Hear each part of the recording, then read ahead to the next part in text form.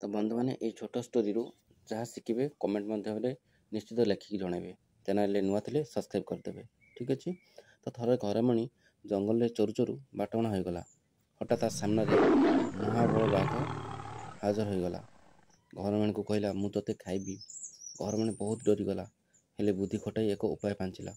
बाघ को कहला आपण हेले राजा केते जीवजंतु खाई मुह दांत असना हो जाइथिबो।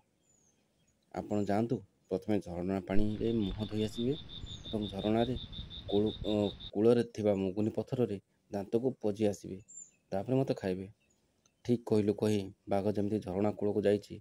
घरमणी छु मारिला हेले जाऊ जाऊ संध्या होगला एवं घरमणी गोटे गुंफारे आश्रय नेला। सेटा थिला सिंहर घर। सिंह जमिति गुंफारे पशिछि देखला अंधार रे आखि दुईटी चिक चिक करुछि। गर्जन करी पचारिला किए रे तू।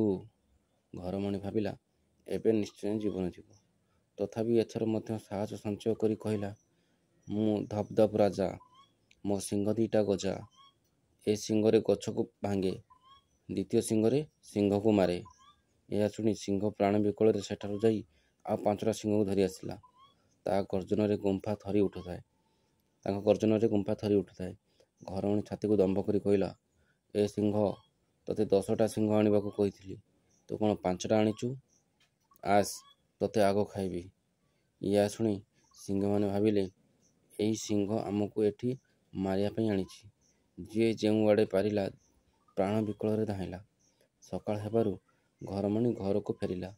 निजर उपस्थित बुद्धि जोगु घरमणी निजठारु शक्तिशाली जीवक ठारु मध्य जीवन बंचाई पारिला।